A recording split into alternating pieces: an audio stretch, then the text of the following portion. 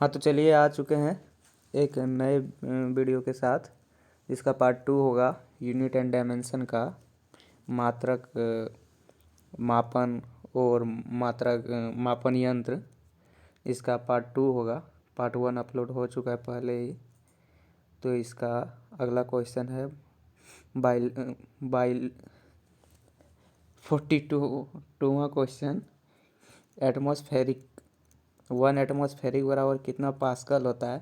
सबसे पहले पास्कल जो है वो दाब का, प्रेशर का ऐसा यूनिट है, इंटरनेशनल सिस्टम यूनिट। तो 1 एटमॉस्फेरिक बराबर जो होता है वो 1.01 इंटू 10⁵ पास्कल होता है। लगभग 1,01,000 पास्कल इतना। अगला क्वेश्चन है एक हॉर्स पावर बराबर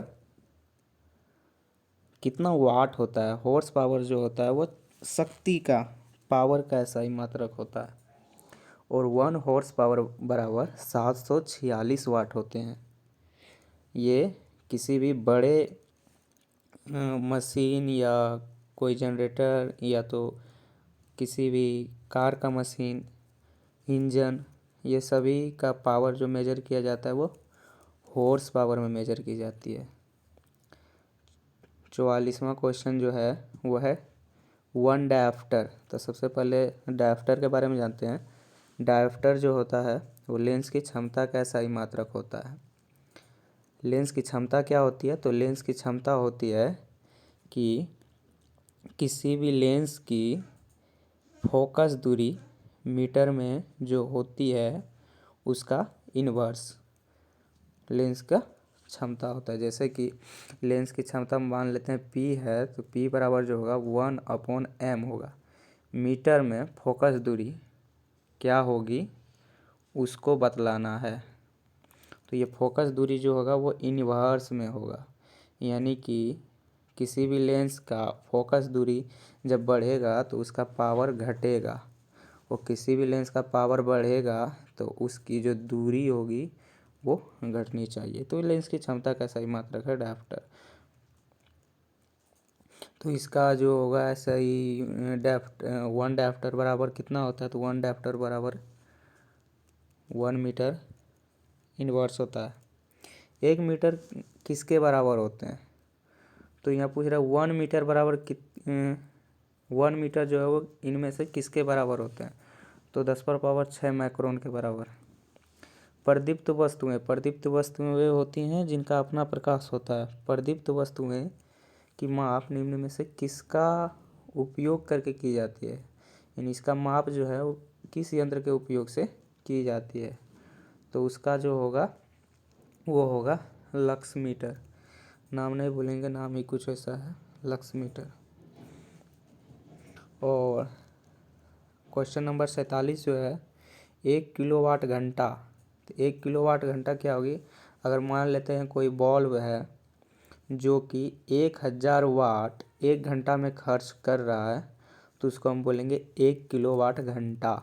यानी जो किलोवाट घंटा जो होता है वो शक्ति का, पावर का सही मात्रक होता है। तो कितने जूल होते हैं? तो सी नंबर होगा इसका आंसर 3.6 इंटू 10⁶ जूल। 1 जूल क्या होते हैं? 1 जूल पावर क्या होता है वो आगे देखेंगे, वो भी क्वेश्चन है। क्वेश्चन नंबर 48 जो है वो है 1 किलोवाट शक्ति के बराबर होता है। तो 1 किलोवाट शक्ति जो होता है वो लगभग 1000 वाट के बराबर होता है, पहले ही बता चुके हैं। किलोवाट घंटा 1 किलोवाट घंटा बराबर 19.8 × 10⁻6 जूल, 5.5 किलोवाट घंटा है। तो ये कैलकुलेशन द्वारा निकाला जा सकता है। 1 न्यूटन बराबर कितना होता है?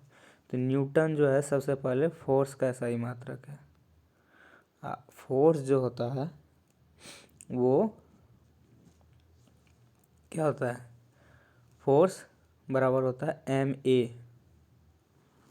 इसका फॉर्मूला m का ऐसा यूनिट जो होता है वो kg होता है, और एक्सेलरेशन का होता है मीटर पर सेकेंड स्क्वायर। तो इसका क्या हो जाएगा आंसर? तो इसका आंसर जो होगा वो kg/मीटर/सेकेंड स्क्वायर। B number. प्रकाश वर्ष द्वारा किसे मापा जाता है?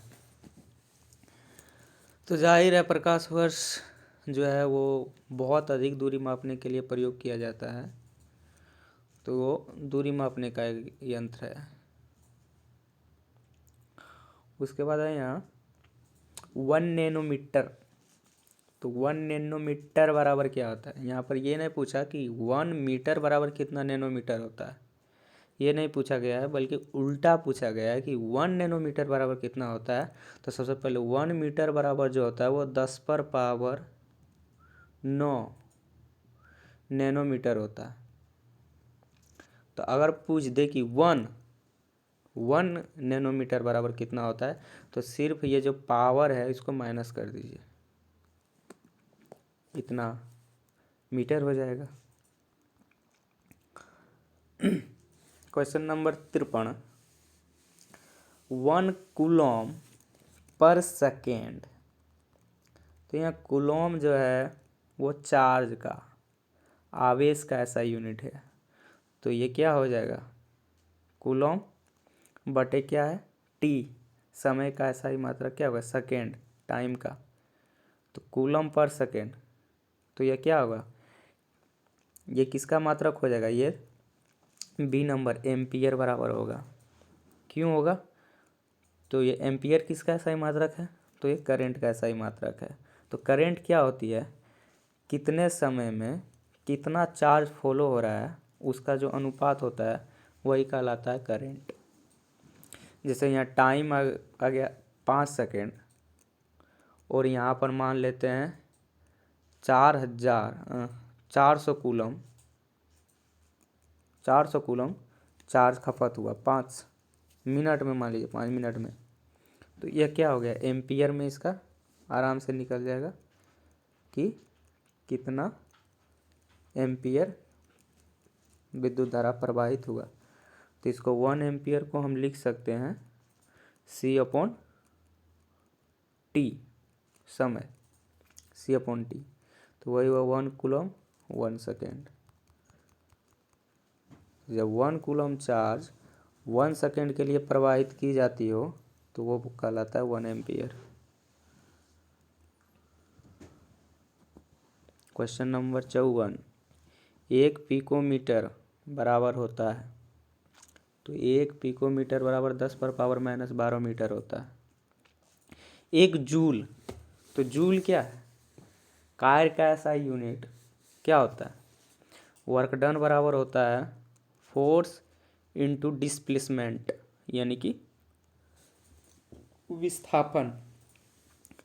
तो यहाँ पर देख सकते हैं आप, न्यूटन किसका हो गया? फोर्स का ऐसा यूनिट। और डिस्प्लेसमेंट क्या गया? 1 मीटर।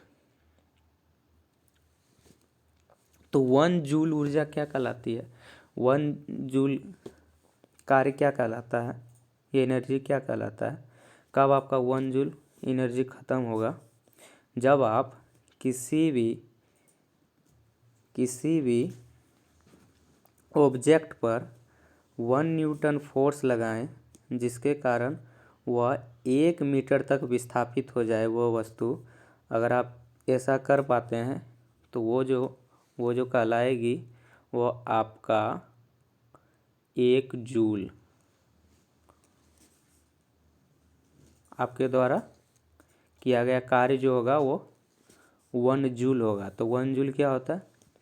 किसी भी ऑब्जेक्ट जिस पर हम 1 न्यूटन का फोर्स लगाएं और उस 1 न्यूटन के फोर्स लगाने के कारण वह वस्तु 1 मीटर तक डिस्प्लेस हो जाए, यानी विस्थापित हो जाए।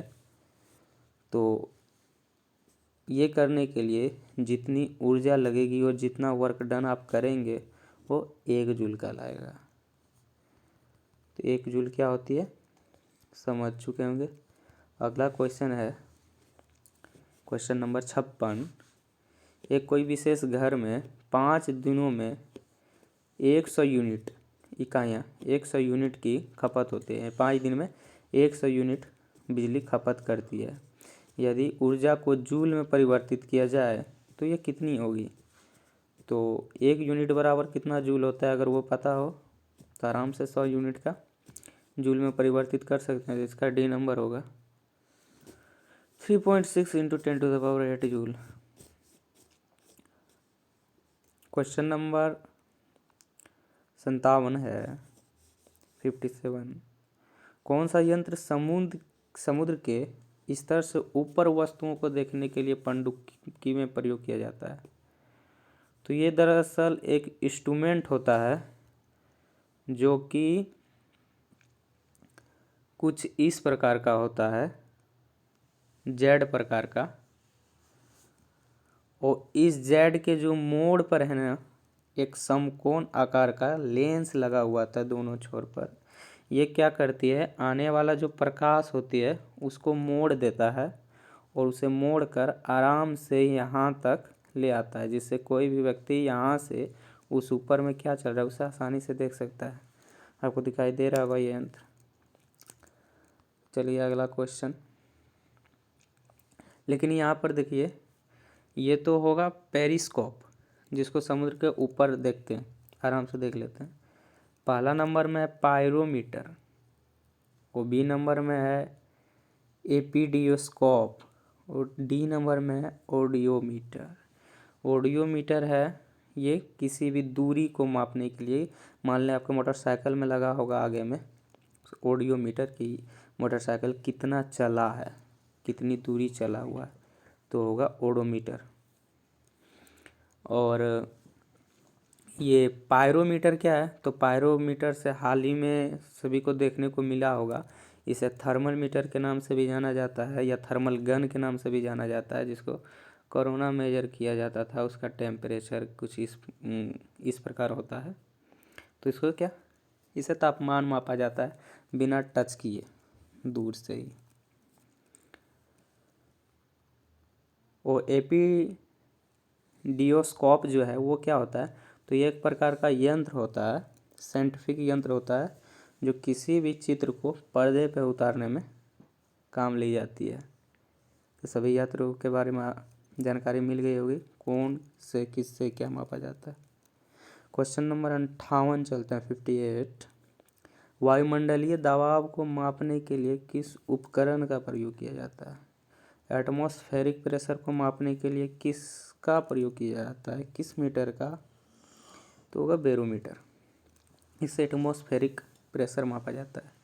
वो मल्टीमीटर जो है वो मल्टीपर्पस को मापने के लिए की जाती है। तो मल्टीमीटर क्या होता है, वो कुछ इस प्रकार का यंत्र होता है जिससे मल्टीपर्पस यानी कि एक से अधिक कामों में यूज किया जा सकता है। जैसे उसी से आप किसी भी तार का रेसिस्टेंस माप सकते हैं, उसका प्रतिरोध जो है वो माप सकते हैं, रेसिस्टेंस, विभवांतर माप सकते हैं, करेंट माप सकते हैं, कैपेसिटेंस माप सकते हैं। यानी कि मल्टी, एक यंत्र से मल्टी चीज़ें, बहुत सारे काम यूज में लाए जा सकते हैं, उसको मल्टीमीटर कहते हैं। थर्मोमीटर जानते करते हैं, थर्मामीटर जिसको बोलते हैं, उससे क्या बुखार वुखार मापने में जो काम आता है। डॉक्टर के यहाँ देखने को मिला होगा लैक्टोमीटर। तो लैक्टोमीटर जो है वो कुछ इस प्रकार आपको दिख रहा होगा। इससे क्या होता है, दूध की क्वालिटी को मापा जाता है कि उसमें पानी तो नहीं मिलाया गया है। और ये कैसे काम करता है, तो ये दूध की डेंसिटी पर काम करता है। डेंसिटी अगर दूध की कम होगी तो उसमें जो एक उसका जो एक डंडी के आकार का होता है जो कि दूध में डुबोया जाता है, तो उसका अगर डेंसिटी कम होगा तो वो नीचे अधिक गिरेगा। इससे पता चल जाएगा आराम से कि दूध की क्वालिटी जो है उसमें अच्छी नहीं है, उसमें पानी मिलाया हुआ है। अगला क्वेश्चन 59। सूर्य को देखने के लिए किस यंत्र का प्रयोग किया जाता है? तो ये सी नंबर होगा, सन मीटर। क्वेश्चन नंबर 60, विभवांतर को मापने के लिए डैश उपकरण का प्रयोग किया जाता है। विभवांतर क्या होगा? विभवांतर को मापने के लिए वोल्ट मीटर का प्रयोग किया जाता है, पोटेंटियोमीटर का। पोटेंटियोमीटर और वोल्ट मीटर दोनों अलग चीज़ है, लेकिन मापता एक ही चीज़ को है, विभवांतर को। D number volt meter. Ammeter क्या होगा? तो अमीटर करंट का मेजर करता है। विद्युत धारा का सही मात्रक होता है मीटर। गैल्वेनोमीटर क्या होता है? तो किसी भी सर्किट में अगर बहुत कम विद्युत धारा प्रवाहित हो रही है तो उसको मेजर करने के लिए हम लोग गैल्वेनोमीटर का यूज करते हैं। बहुत कम, यानी कि ये बहुत सेंसिटिव होता है, बहुत सेंसिटिव इंस्ट्रूमेंट होता है, यानी बहुत कम धारा को भी आसानी से मेजर कर सकता है। और विभव मापी क्या है? तो ये विभवांतर मापने के लिए। क्वेश्चन नंबर 61, एक सॉफ्ट के अपवर्तन गति को निर्धारित करने के लिए डैश का इस्तेमाल किया जाता है।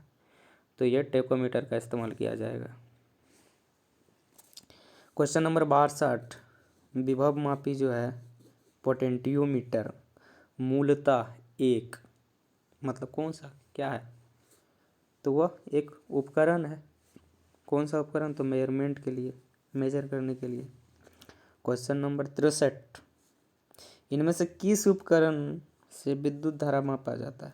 पहले ही बोल चुके हैं, ammeter. B number voltmeter विभवांतर, ओम मीटर प्रतिरोध को मापने के लिए, और डी नंबर वेव मीटर, ये पता नहीं किसको मापने के लिए किया जाता है। Question number 64, ammeter. तो अमीटर जो है, इसमें एक बात और ध्यान रखिएगा, अमीटर जो है वो हमेशा से किसी भी सर्किट में प्रवाहित विद्युत धारा को अगर मापना हो तो अमीटर को हमेशा सीरीज कम्बिनेशन में जोड़ेंगे, यानी कि श्रेणी क्रम में जोड़ेंगे। जैसे कि ये कोई तार है और यहाँ पर हम अमीटर जोड़ देंगे। और वोल्ट मीटर जो होगा उसको हमेशा पैरेलल में जोड़ेंगे, समांतर में।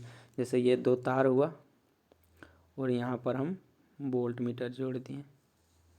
तो ये याद रखिएगा, किसको कैसा जोड़ते हैं, ये भी क्वेश्चन पूछ देता है।